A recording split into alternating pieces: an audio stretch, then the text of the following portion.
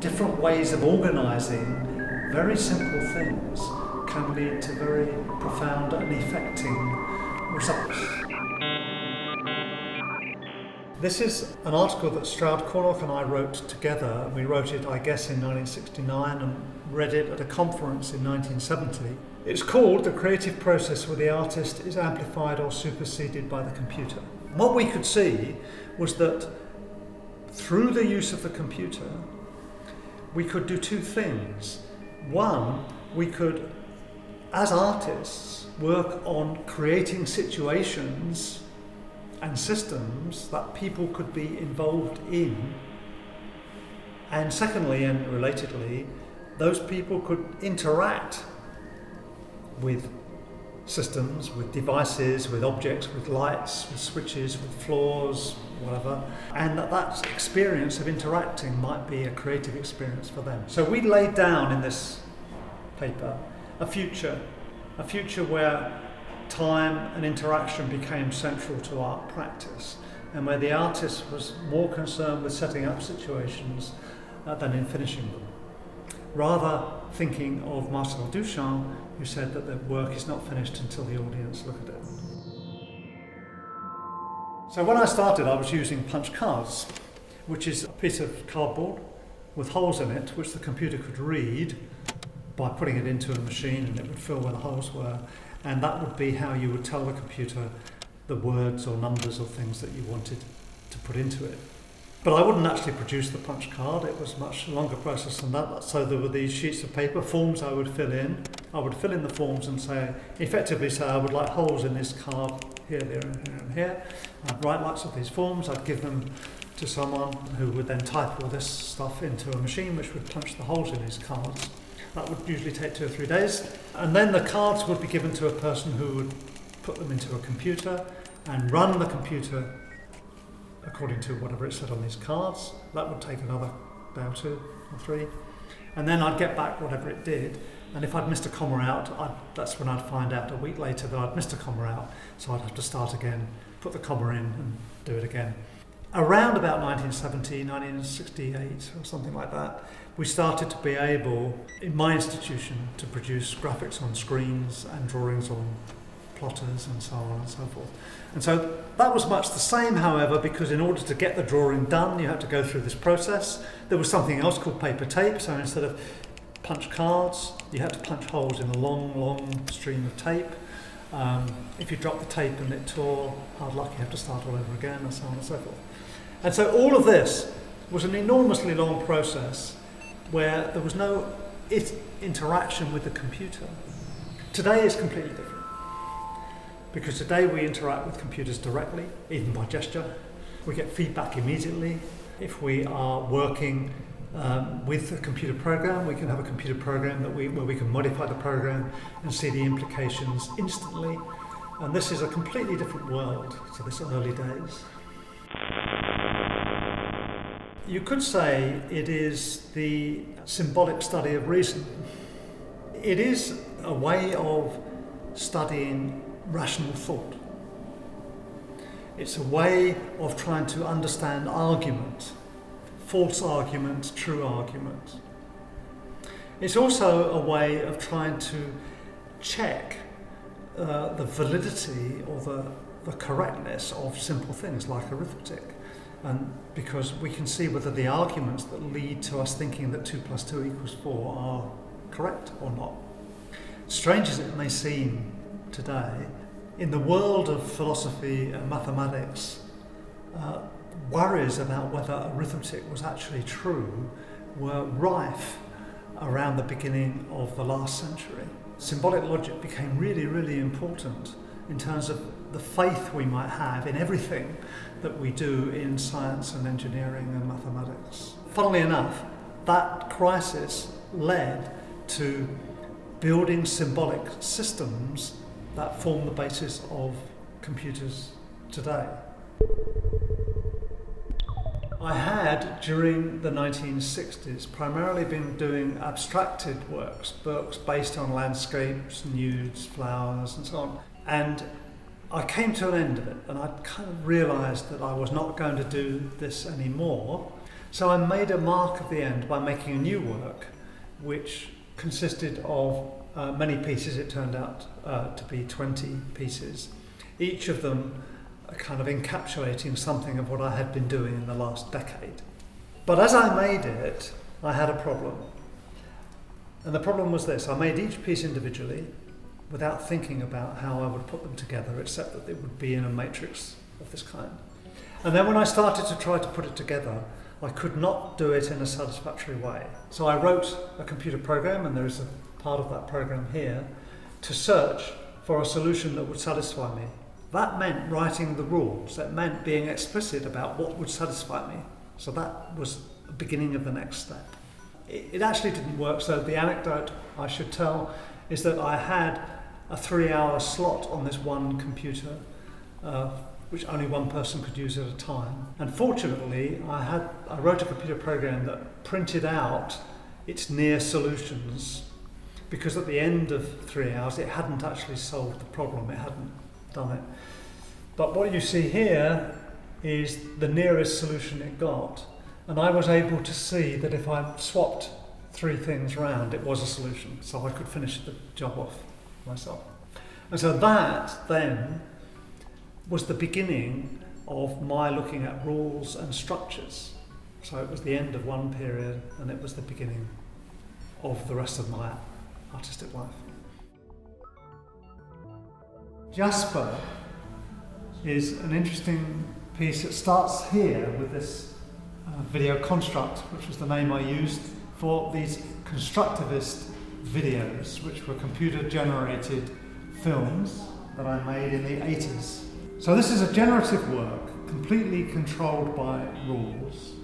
It actually has a time limit. It lasts just over an hour, but during that time it never repeats. I made it in black and white because at the time I made it, I didn't trust the colour that I could get on screens. And I was trying to understand how it would be if I could use colour, which of course I wanted to do because colour has always been at the centre of my passion. And so I made these studies of how it might look in colour.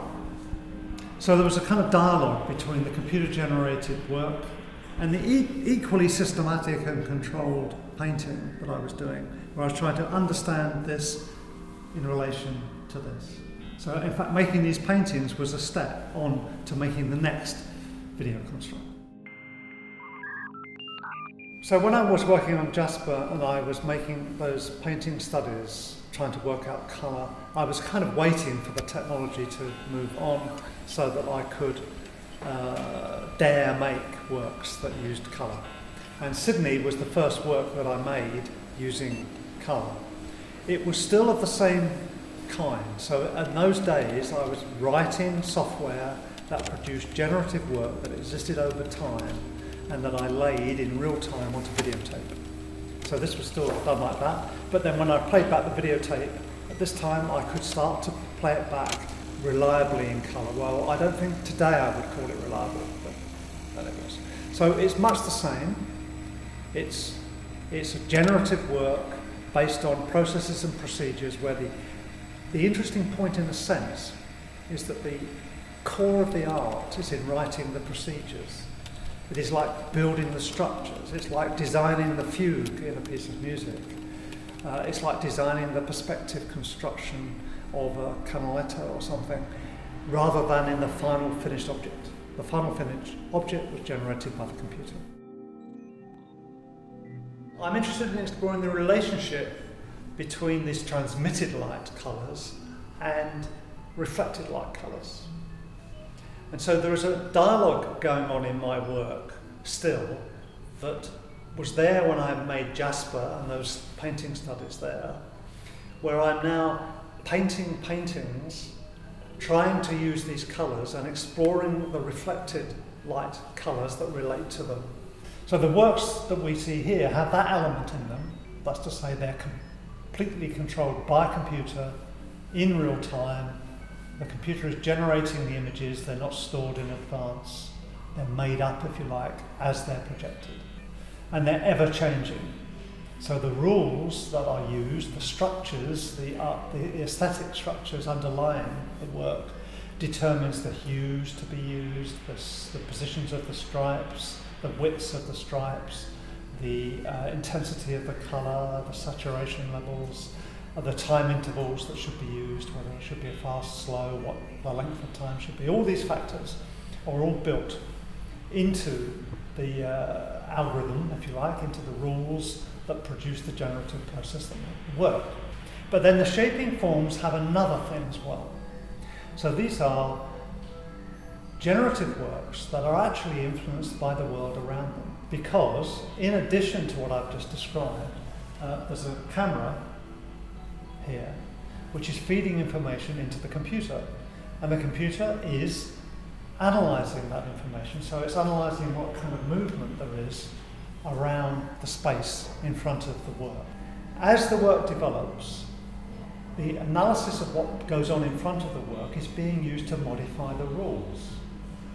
And it's modifying the rules very slowly.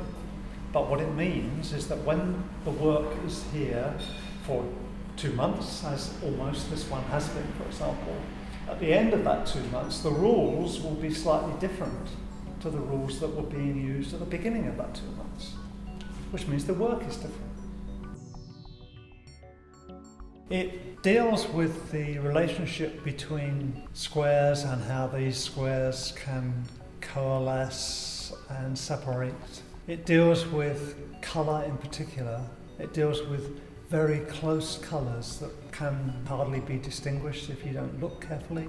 It's an invitation to look carefully, in fact. It deals with interaction. It is a development from the shaping form pieces and uses many of the same concepts. It's constructed in a very particular way so that the images in space are actually on hung sheets of perspex with back projection behind them, so that there's a kind of aura in the room like you might get from seeing a glow in a cave. But nevertheless, it's completely systematized and structured, leading to this experience, which I hope is a kind of culminating experience of the exhibition. You could argue that working for 40 odd years with squares, lines, usually vertical and horizontal lines, is maybe a little bit obsessive. But to me, I'm just scratching the surface of the implication of the square and the line. I might well get beyond it, but I think that as yet I have not finished exploring those things. And until I've explored them fully, I'm unlikely to move on to something else. If you look at the depth in which I'm trying to look at every precise element of my work, then maybe it's not so hard to see how using, for example, a curve could be almost impossibly difficult to deal with the same degree of attention, or if you like, obsessiveness. I was confronted with a party of 9-year-olds. By chance I was in the gallery and the curator was there and said, "Oh, would you mind talking to these children about your work?" Which was a very nerve-wracking experience to talk to a room full of 9-year-olds. One child said, pointing to one of these very simple works, "How long did it take you to do that?" And so I said, "Well, it depends how you think about it. I maybe made that piece within a day or two, or a week, I forget, something. But actually it took me several years to work out how to do it." And then another child said, "Well, how is it took you so long to do something so simple?" And that's when I came with the answer, which I think seemed to work with 9-year-olds. I said, "Well, look at a smooth pebble on the beach. It's taken tens of thousands or maybe even hundreds of thousands of years to get that smooth. And simple things take a long time."